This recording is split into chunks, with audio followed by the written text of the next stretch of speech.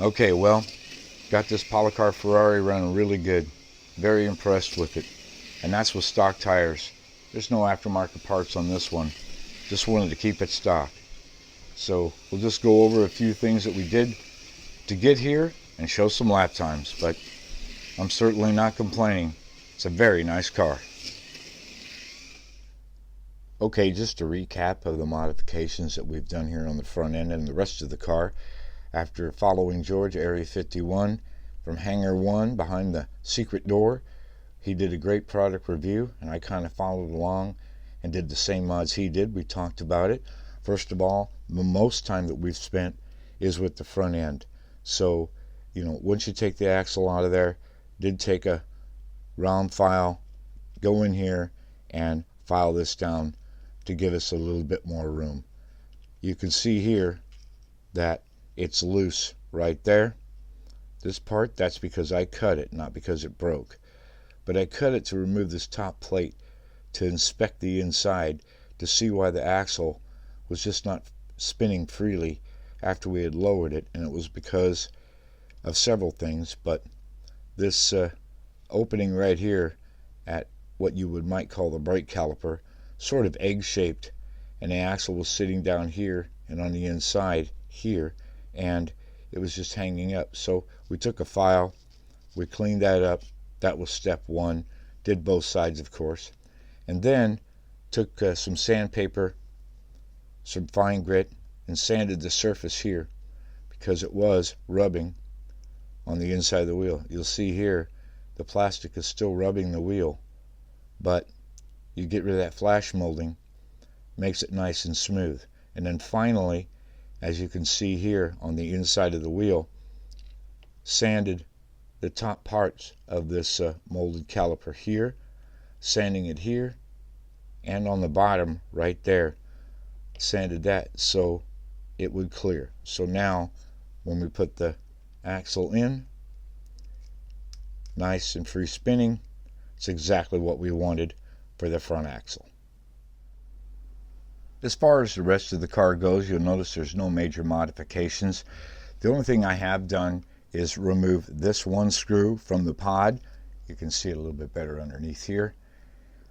It just removed this screw. It just seemed to bind up the pod, and now, well, we have that clearance. We have great float. It's exactly what I wanted. You can remove the front one if you want. It just doesn't need two of them, or at least not in my opinion. Works pretty good. Back here, the gears here, please inspect your axle collar here. Mine loosened up a little bit, and then this axle bushing kind of moved in. We had a little bit too much free play. Didn't like that. So, move your collar over. Make sure this bushing is fully seated in the chassis, and that's both of them. And then make sure you tighten your set screw and test. Now, you don't have to do this, but as a precaution, I used a little E6000 right here, and I put it on a toothpick, and I just put it right here on the outer part of the bushing on each one, just to make sure they're secured. And by the way, I like these little tubes. You know that when you open up a tube of adhesive like this, its lifespan, well, its days are numbered regardless if you ever open it again. So I like these little ones, just a little less waste.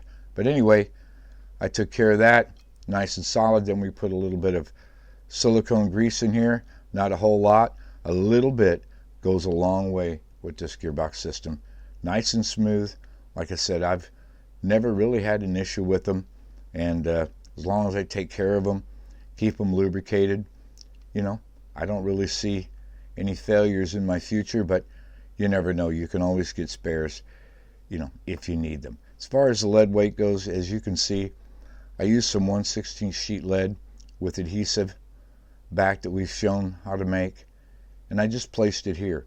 Some people, you don't like the lead weight, that's fine. I just think it's a good starting point. So we'll give you an overall weight of what our chassis is now, and give you a little idea of what we're talking about here. Not a lot, again.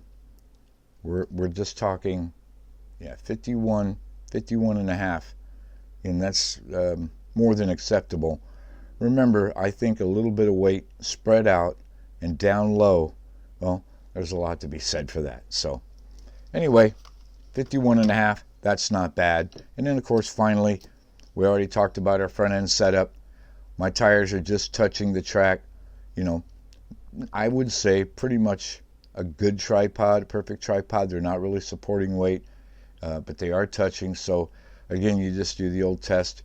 You put some pressure here, you know, right front, make sure, you know, the left rear corresponding doesn't lift in the air. And the same way, just do your test. Everything seems to be good.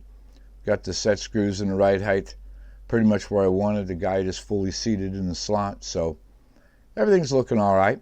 Now we're going to button this thing up. We're going to take it out on the track, see how she goes. So I just wanted to show the final weight with the body, 63.2 grams. Again, that's more than acceptable to me. You can still add more weight or take it away if you don't want to use it. But of course, you have to do what? That's right, test and tune for your own track conditions, your own driving style. Now, just one more thing I want to show you. Yeah, just one more thing. I sound like my favorite detective.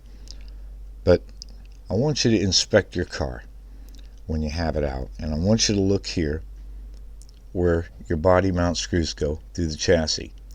You'll notice that the holes here, they're not perfectly round, but they're still very close.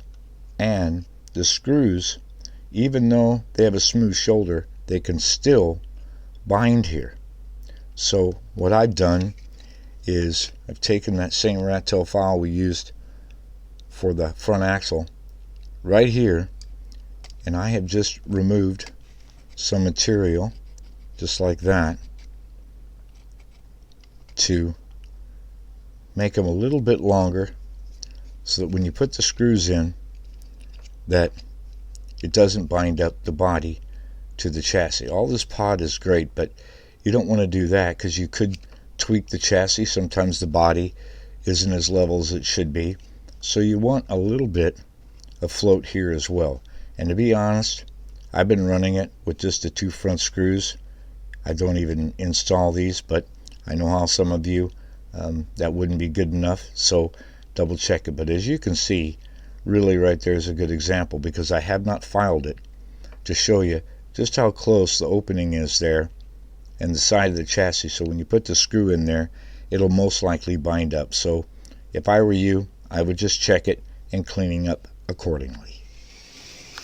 And with just a little tuning, this car is wonderful. We showed it in the live feed there the other night, just having a ball crashing this car.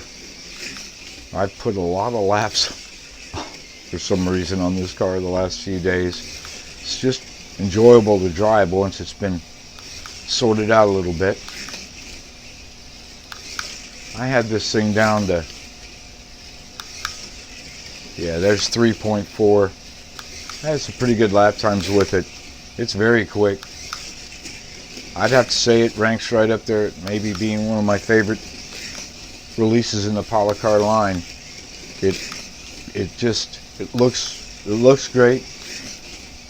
Historical aside, I mean, the history of the car is more than enough to make you a fan, but just the way it runs like this just takes a little bit.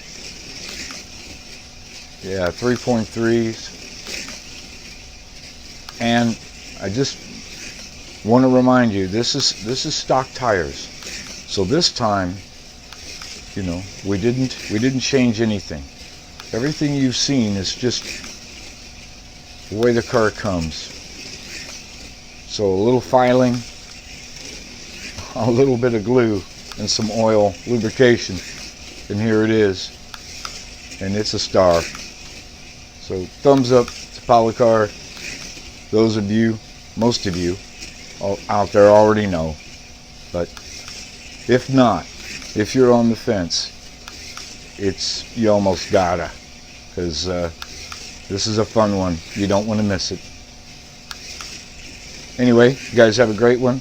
Always look forward to your feedback out there, Facebook and on the forum. So please be safe, take care, and we'll see you online.